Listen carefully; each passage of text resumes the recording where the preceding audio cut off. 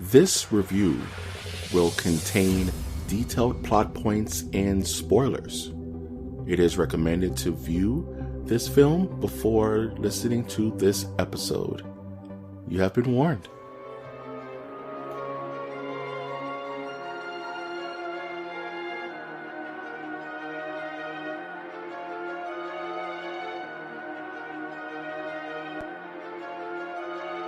Welcome to the Nerdiverse. Go ahead, sit and listen to the masters, the old heads, talk about what you love the most. Video games, comics, movies, and everything you need to maintain. We got the knowledge that's straight out the ether. Gonna need a drink and have to take a seat to expand your mind and listen to the speaker. Mike and the squad's gonna give you what you need. Please send in the question, come and get some answers, learn a couple lessons from the masters with the special guests. We got the Green Lanterns glowing on their chest. Yes, please sit back and relax, cause we're gonna hit you with them stone cold facts. And allow me to be the very first to welcome you to the masters of the Nerdiverse.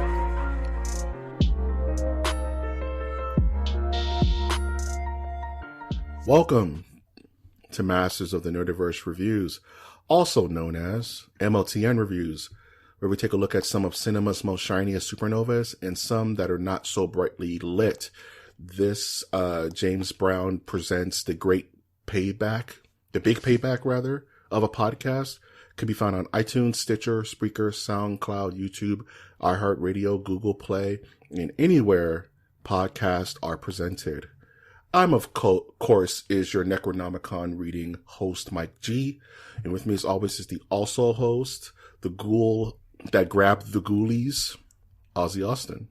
Yo, I'm back. Not to be confused with the ghoul Ed Gein, the Wisconsin serial killer, or the Ghoul Army for Warhammer. I am not either of those things. So, haha. Do you think that Ed Gein would have made the Ghoul Army from Warhammer? Dude, do you know anything about Ed Gein? I know a lot about Ed Gein. Man, that guy was... He was so nice, though. He was so nice. He just had a belt made out of nipples. And, and a couch made out of human skin, Oh, don't forget the lampshade. The lampshade. Somebody has that. Somebody spent good money to have that in their house. Yeah, they spent like thousands of dollars. I'm just like, that is the most grotesque. Like, the best way to describe grotesque is that lamp. He never invited anyone over for dinner for a good reason, because what do you do? I mean, he was the inspiration for American Psycho for a good goddamn reason. And the inspiration for Norman Bates in Psycho. Yes. Yeah. Like, honestly, one of America's first notorious serial killers. Yeah, man. Boy. And then but we're not here for that today. I wanted to make a Zodiac reference, but we are not here for that today. You mean Ted Cruz? That was never fully determined. Oh, you mean Ted Cruz, the traitor to America? Anyway, so we're going off to The Babysitter. Sirs. We're talking about Netflix's own The Babysitter. I would say debuted 2017, directed by the notorious Mick G. Written by Brian Duffield, who also wrote the Divergent series. The Virgin Suicides? No, he wrote Divergent, that teen... Oh man, Divergent. Don't remind me of that whatever. stuff. Okay, real quick. What house are you? Man. What house are you, Doug? Tell me. What Divergent house are you? I don't know anything about Divergent, so I can't tell you. Oh man, I'm not going to talk. I literally don't know anything about Divergent, so I can't say. We shan't talk about Divergent. I got away with it because I've never seen anything about it, so I can't say anything. So that's okay. You've escaped. Yeah, you threw down your smoke pellet and teleported out, Doug. You were like, directed by Mick G, who's Mick G. Exactly. Directed by Mick G, the guy who first debuted in Hollywood with the Charlie's Angels movie with Drew Barrymore and Lucy Liu and that other one blonde lady. It was, and Drew Barrymore was in those movies too, dude.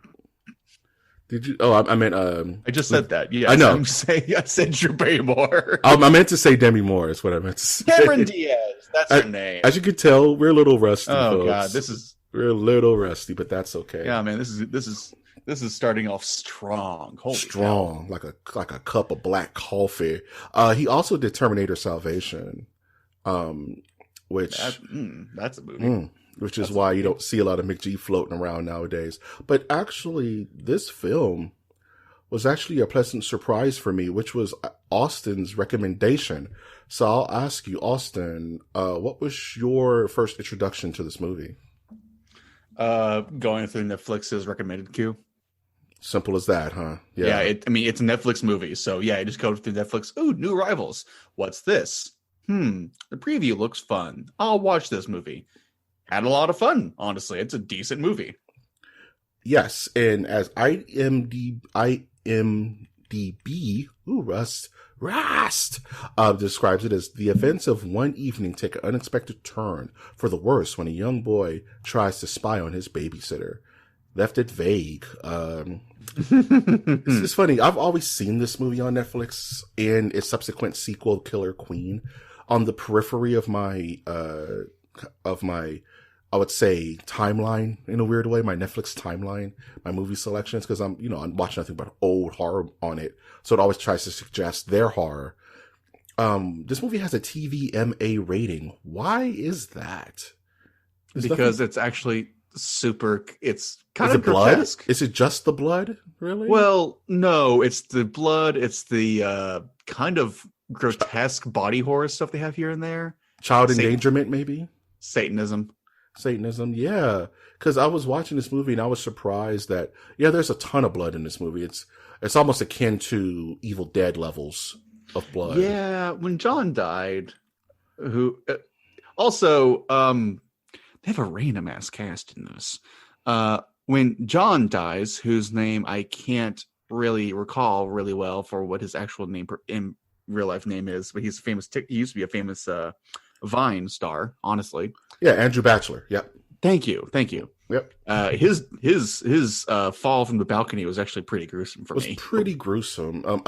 This movie had moments of unexpected gruesomeness. There's certain deaths, even the sacrifice's name. I love Max though. I love Max. Yeah, Max. Muscle bound Max is the best. I've always liked Robbie Amell because I liked him from Arrow. He was in Arrow. Oh, you're right. He was. He played, I want to say, dang it, was he one of the Red Arrows? I do not remember. Because I think Red Arrow was played by somebody else. One thing about Arrow is like they had a ton of the same character over and over, which is very DC, but I digress. This movie never really caught my interest because it seemed too goofy in a weird way for me. Like, it's really hard to pull off horror comedy. Like, only certain movies have done it perfectly. You know what I mean? Mm-hmm. And so in any horror movie that came out after 2010, I'm very dismissive about, mind you, unless it's Hereditary or something crazy like that, right? But I mean, to be fair, in this movie, they just pulled off pretty well. Like, it's not overly complicated because the main character is what, 13? Yep, 13, probably 14, probably.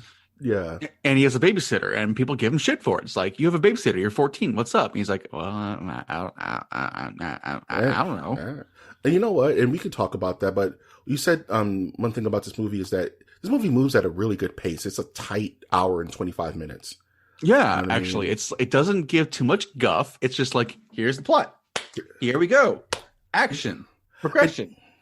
I did think the before we got to the real meat and potatoes of the movie, the build up for our protagonist, little Cole, colonoscopy as they would call him, played by Judah Lewis, was a little long in the tooth, but by the end of the film, all those little tie-ins to his personality rounded out the movie. You know what I mean? Like there was like Mick G did a really good job, making sure that there was no fat left on this film. It was very tight, and for it to be an hour and 25 minutes, like I miss horror movies that are that quick. You know what I mean? Like just get to the point. Let's get to it. Like. And honestly, the villains are just kind of funny. They're kind of funny just to watch. You got Max, who is trying to kill Cole for reasons, and he's just like, you got to stand up for yourself, man. Come on, stand up. I like everyone in this movie. Like even the bullies. Like I like everyone in this movie. It's weird. It's so ridiculous. It's so good though. That's the thing. Good. And I want to talk about each of the antagonists, especially the most interesting B. But I really want to talk about our protagonist first. Let's talk about Cole and his kind of transformation throughout this film. very 80s feeling. The town itself almost has its own personality. You know what I mean? That Cole resides in. And, gloves off, I was this kid. I was Cole. I was super, very, very heady, very in my own brain. You know what I mean? Very cautious about everything, being asthmatic. So I immediately drew to Cole. I was him. Got bullied before my growth spurt, all that stuff, dude. Like, so. Super nerd. Dad wants you to be more adventurous, and mom wants you to be more assertive. And you're just like, but I'm just me. I don't know how to be those things yet. Now, did you have a super attractive babysitter by the name of Samara Weaving? No, but I did have the cute neighbor next door that I did not know what to say to. I didn't know how to approach that fog gate for art. Oh man. You know how, they're the cute neighbor, and you're like, yeah, there's literally a Demon Souls fog gate in front of her at all times. Man. You just don't know how to, there's no way, dude. You're not ready. So I definitely, related to that, and them having horrible parents.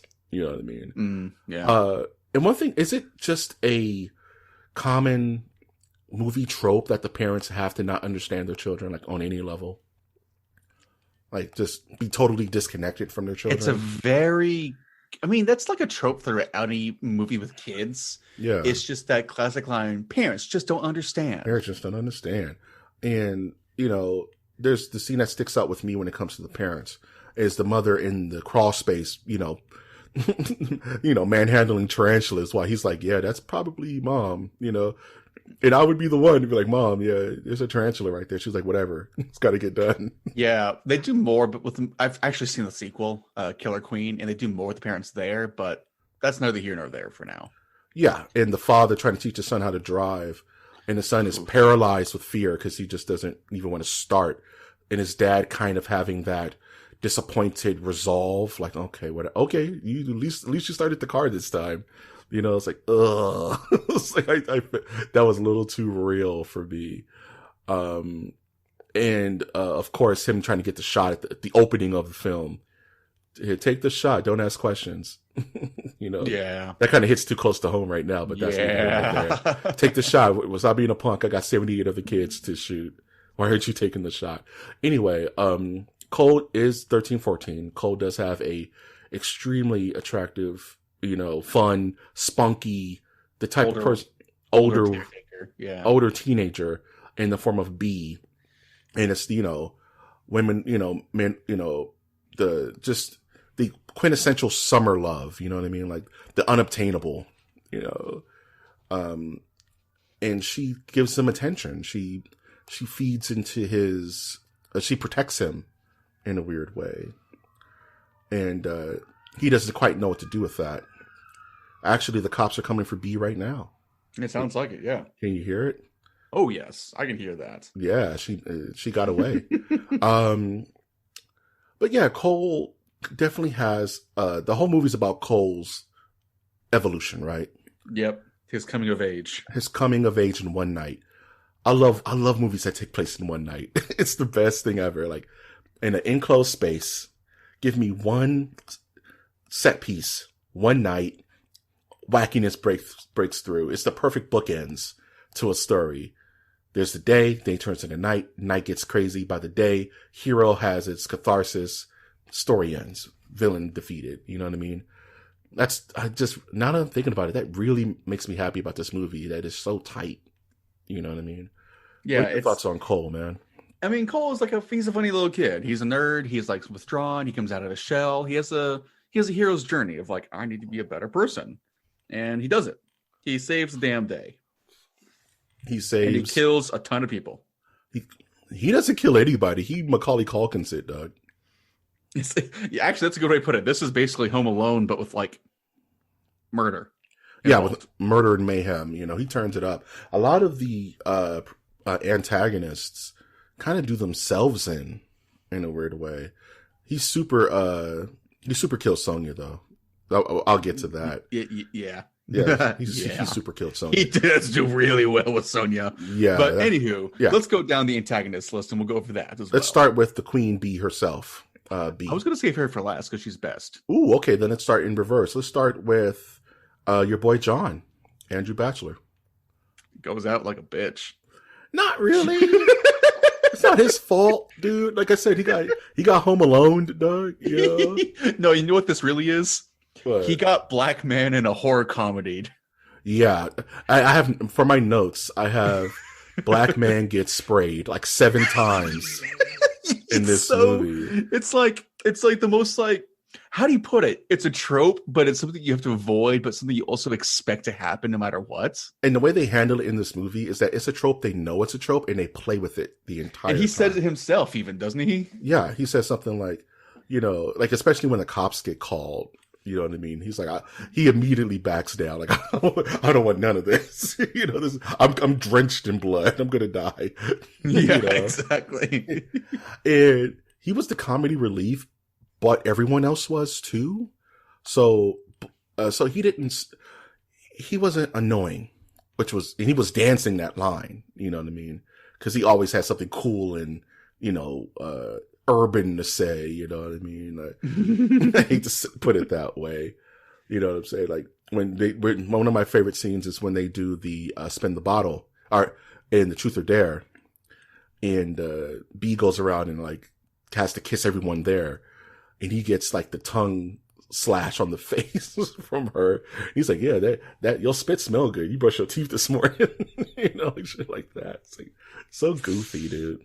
Yeah, but honestly, he was like the kind of introduction to, this is setting the tone for the movie real quick. Mm-hmm. And then he got bought out. He ate it ultra hard. He didn't eat it the hardest, but he ate it pretty hard. But it was more of like it's a precursor of, this is how violent this movie's going to get. Yeah. You know what did it for me was the sacrifice, the kid getting the knife horns. That was really interesting. Yeah. I created a new term. I was like, okay, knife horns. That's how we're doing this. The kid had some fucking high blood pressure. Let's put it that way.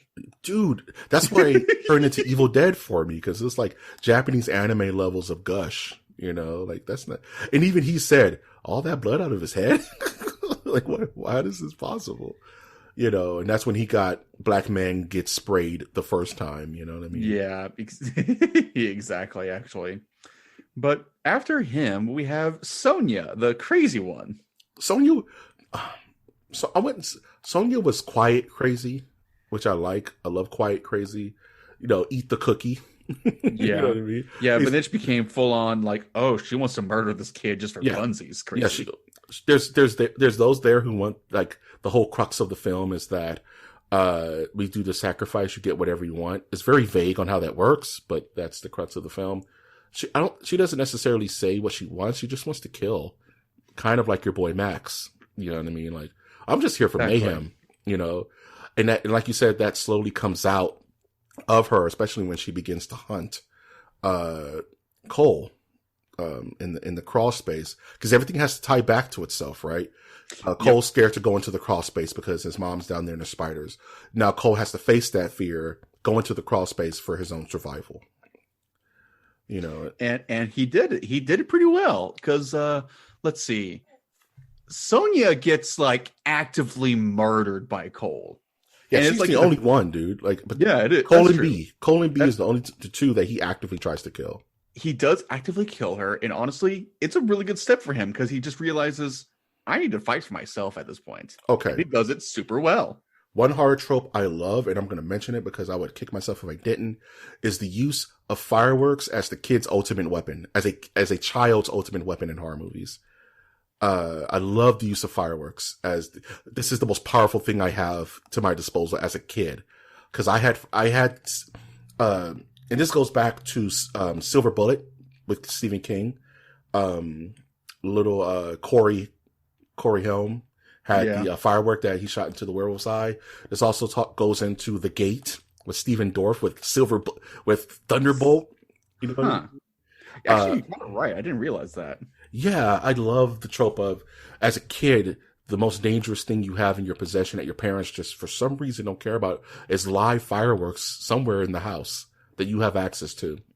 And there's always the giant firework that you can't set until like 4th of July, and it's just in the house at Christmas. I don't know why, but you know, him using that firework to kind of Mortal Kombat fatality Sonya really brought me back to the gate into Silver Bullet. And I'm like, yeah, man, I love the fireworks use as the final weapon against the boss. You know what I mean?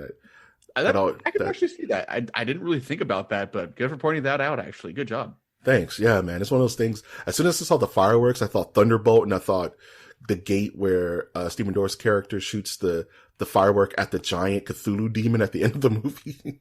And this movie has a lot of gate to it. It's minus the in the gate, Stephen Dorff's character and his best nerdy friend, who's very coalish, accidentally open a gate to hell in their backyard, listening to Black Sabbath like heavy metal music. They have a babysitter, and the babysitters have a weird little seance, which is kind of in the same kin as their, you know, ritual, and wackiness ensues. You know what I mean? So this movie really made me feel gate vibes. You know what I mean? And that it was scary. It could be, but not necessarily scary. Would you call this scary? No, not at all. It's just fun, right? It's a pulpy fiction movie. Would this be scary to a 10-year-old? Nah, right? I mean, for a 10-year-old, it might be, just because it's kind of violent in general. Mm-hmm. So maybe don't let a 10-year-old watch this. Right. The next person I would like to talk about is Bella Thorne, who plays Allison, the cheerleader. Yeah. Okay. Bella Thorne, also known as oh god, what is it? It's not what is her name in this movie? Melanie. No, Allison. Her name is Allison, right? Allison. Yeah, you're right. Allison. Man, she is funny because she's just a shallow cheerleader. That's her trope. She's a shallow ass cheerleader. She is the horror five, right? You know, like Cabin in the Woods rules. Whereas like you need the jock, you need the nerd, you need the high, you need the promiscuous one, right? And this is her, and she gets shot in the tit. She gets shot in the boob, and they that's the one joke that doesn't land for me, even though it kind of lands, is that they stay on that for the rest of her arc. Surgery for this. It's like that's a real life fucking worry right there. You get shot in the tit, you gotta have some good ass surgeon to repair it. No one's gonna want to motorboat these. It's wild stuff, man. Oh god! And guess what? She didn't have much of a presence. I mean, she was just kind of there. Her head explodes. She wanted to be a journalist. That's a lofty goal. Oh, yeah. Or was she lying just to mess with Cole? I don't remember. I couldn't tell. She said that. She said that. Let's put it that way. And her head just goes. Yeah, she gets Gallaghered, dude. Yeah, that's a good way to put it. Actually, she gets completely Gallaghered and dies. And Ultra dies. That's all you can say for her, because that's all that she was. And that was the story of Allison. But then you get Max, who is actually Max, cool. Max is probably my favorite character of the movie. He's the jock. And how long does it take for him to go shirtless in this movie? Or is he shirtless from the very beginning? No, he goes shirtless after Cole gets drugged or passes out or whatever happens in that moment. And he wakes up and he's like, why is he shirtless? And no one will answer him. Yeah, and he's just shirtless for the remainder of the movie. And to be fair, my dude is cut. Yeah, Robbie Amell, dude. I'm telling you that arrow work. You do superhero stuff, you got to be cut, dude. Dude is sculpted like, goddamn. Goddamn. Yeah, even Allison was like, why are you asking that question? Of course he's shirtless. Why wouldn't he be? Look at him. You know what I mean? Like freaking, Michelangelo's, painting over here. Oh, here's something really weird, Mike. What the hell? So in the upcoming Resident Evil movie is an upcoming German-American survival horror film directed by Johannes Roberts, where, get this, Robbie Amell is playing Chris Redfield. I could see it. I totally see this. Yeah, why not? Young actor. He's probably in his 30s by now. Oh yeah, you're talking about the Resident Evil new remake that's going to actually have characters in the game this time. That's not made by the guy who Paul Anderson. The Monster Hunter movie with Mila Jovovich, and he's kind of an awful person. Don't get me started on that. But Max is cool because Max is that big brother. He has a very big brother vibes. He's a murderous big brother. He's a murderous big brother who's... My favorite Max scene is where he's about to kill Cole and the bully's egging his house. And he's like, no, I refuse to let you go out like this. You need to stand up to that guy now. Yeah. And he's just big constantly, kill, dude. And he saw Cole kill Sonya. And he's like, God damn, Cole. Good job. Right? I see you, bro. You know? He's just like, good ass job. Let's do this. You know? He's like, excuse me? He's like, what? He's like, no, we're getting down. We're talking. You're going to hash it out with this bully.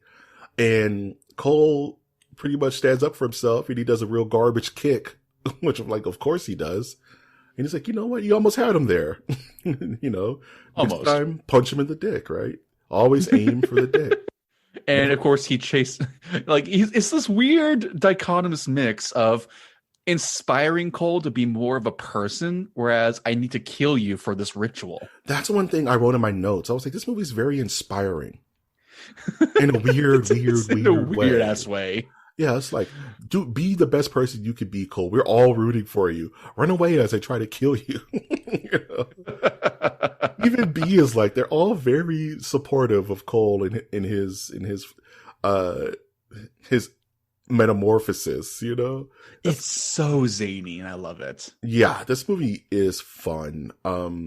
Especially Max, because Max, he's totally enjoying it. He literally, like, we were talking about Greek gods, he literally throws like the spear of Longinus into like that cop's head. You know, like another WTF moment. You know, he literally just Achilles spears a cop in his face. Yeah, that was pretty rough to look at. That's probably the grossest part to me. Then he pulls the spear out sideways. Yep. Oh God, that was awesome. Yeah. And of course, awesome. Guess what? Max dies by accidentally hanging himself. Whoopsie. Yeah, whoopsie. I'm telling you, he gets Macaulay Culkin, dog. He does. And then we get the Queen Bee, Samara Weaving. And who does an amazing job in this movie. Also, those who don't know, niece to Hugo Weaving.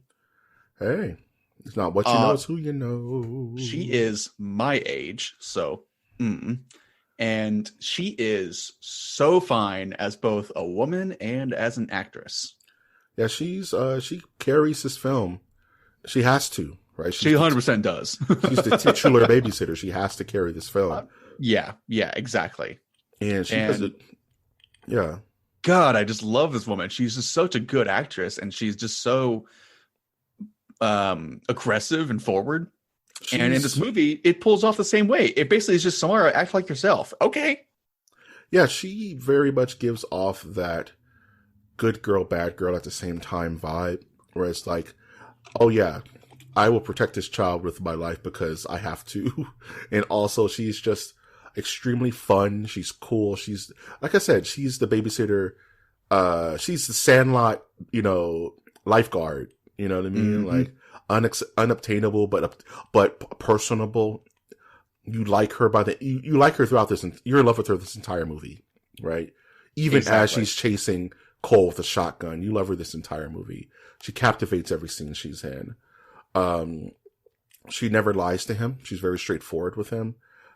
She goes over her top 6 intergalactic dream team, which I wasn't expecting in this film. And guess what? Pop quiz hot shot. We're doing it right now. Oh boy. What is your top 6 dream team to fight an intergalactic threat and save the universe? I can't think of a team to save the universe without going to Marvel, and I think that's a cheap answer. That's okay. Science fiction, like Cole said, science fiction, you can do anything. Okay. 1, Ripley from Aliens.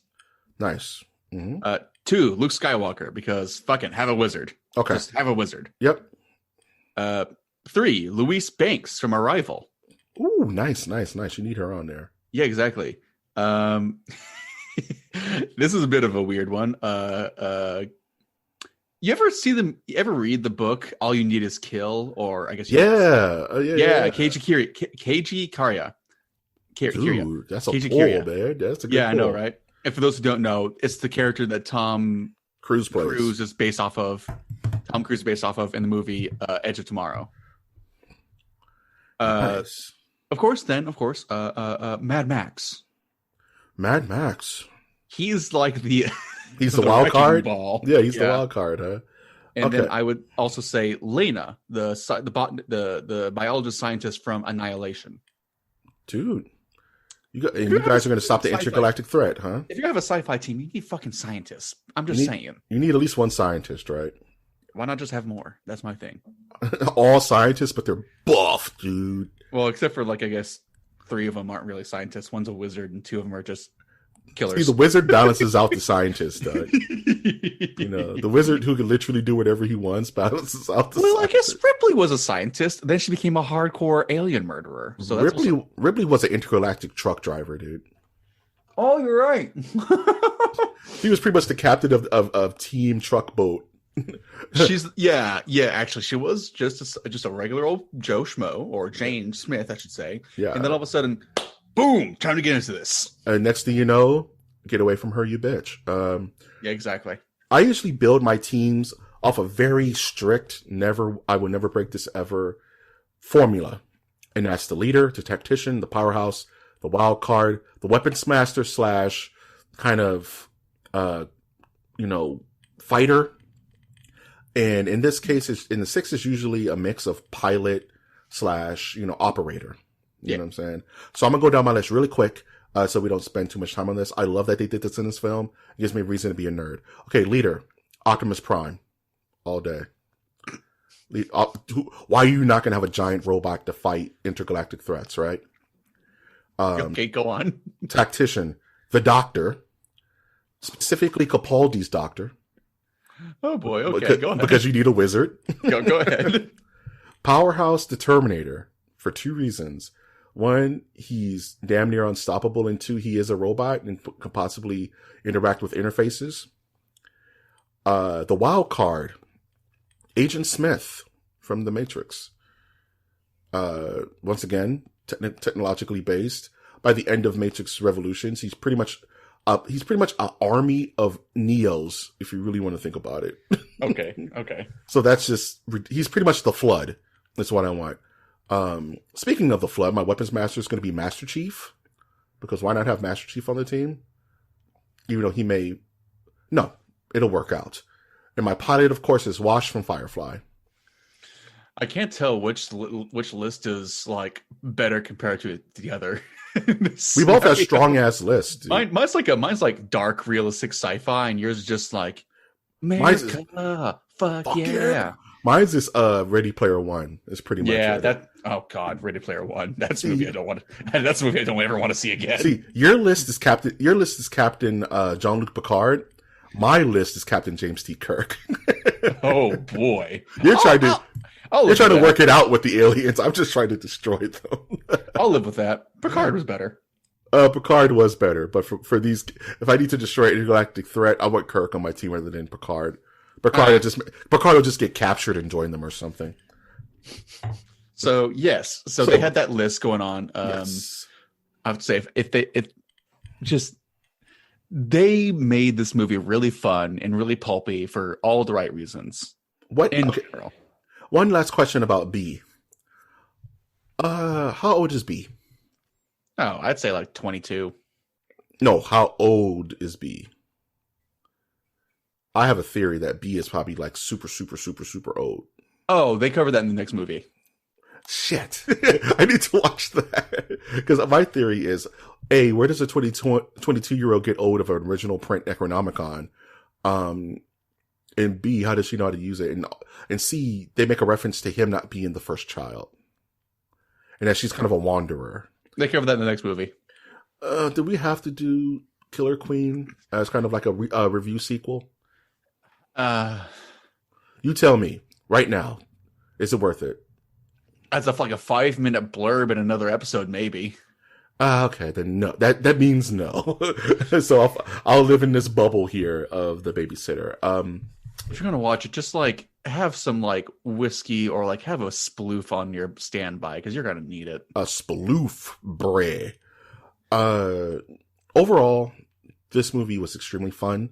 I like the musical cues. I'm a big stickler about music in film, like, especially if you're using popular culture music.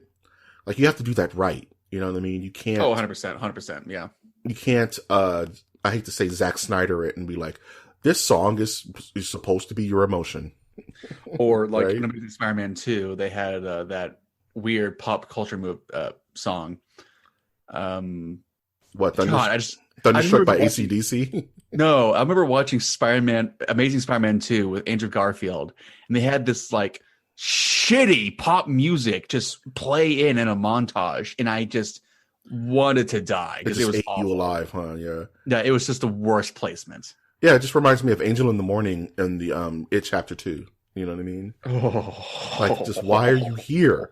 So that's a big stickler for me. And the music in this film, there was some original scoring, which I could hear or caught on. And then there was actual, We Are the Champions and, things like that. I think that's what was playing. So they did it right. Mick G knows he started out as a music video director. So he knows how to fit these things in. The movie never let up pace. It was very fun. It was very gory. I would have loved this movie as a kid. Yeah, I would 100% have watched this movie again and again as a young teenager. Yeah, this would have been on rotation. This is that kind of movie where there's no nudity, there's vulgarity, but it's not played like that. It's a very weirdly teenage/tween kind of speed. You know what I mean? Like, my mom would have let me watch this, is what I'm saying. Then I can ask her, what are the actual ramifications of being shot in the boob? You know what I mean? Oh, horrible, horrible pain. Horrible pain. She better be happy it didn't reach her heart. Anywho, which is weird, which is a question. What are your final thoughts on this film? Yo, this movie it's perfect for like a pulpy date night. If you want to watch something with your fam or like your friends or that cute date, something fun, stupid, but funny and good, watch this movie. I would agree. Solid 7 out of 10. This is a very good, it's Friday night. You ordered a pizza, you got some brews, you're hanging out with your friends, hanging out with your significant other, and you just want to put something on and you're going to laugh and have a good time. It's quick, it's in and out, everyone's firing at all cylinders. This is a really fun popcorn horror movie. Yes, it is. Yes, it is. And this is a very good gateway horror movie, I would say. Yeah. If you have someone who's like, oh, I don't really like horror movies, they're too scary. Here, check out The Babysitter. Maybe this will wet your whistle. Maybe you can graduate to Evil Dead, you know what I mean? Or Poltergeist or something like that, where it starts to get a little bit more ramped up. You know what I mean? This is a nice gateway horror movie. Oh, yes, exactly. It's like very nice, it's very easy, and honestly, it's just good fun. Okay, if you were to rate this movie from 0 to 5 ritual sacrifices, what would you rate it? I'd say 3.5, like a solid 3.5. It's ticking off the right boxes. It's not like amazing or game changing. Mm-hmm. However, it's doing enough stuff right and some originality that makes you go, I like this. I'll come back to this one day. You know what? I'm very happy you put this on my radar because we were going to do something else as kind of the review this time around, our return, so to speak. And you were like, no, let's do this. And I was like, you know what? Okay, I'll take your word for it. Because this is, like I said, this is a movie that was never on my radar. It was always just kind of like around, like, oh, I'll never see that. But I'm very happy you brought this up to the point where I'm going to give this a 4 out of 5. You know what I mean? There you go. I really like the characters. I related to the characters. I knew Cole. Like, I was Cole. I knew B. I knew the bully. I literally knew that bully, dude. The kid with the headband. I knew that kid. I always wanted to fight him. But he was also a fog gate that I could not pass through. Just moved away and the problem went away. So I give this movie a 4 out of 5.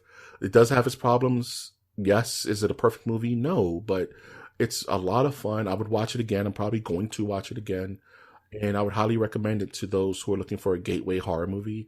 Maybe something you could show like your older kids, not necessarily children, but that tween, because, not yet not yet a man but still a boy kind of age, and they'll probably get a kick out of it and see if they like horror movies, you know. And I would recommend transitioning from this movie into another Samara Weaving movie I love called Ready or Not.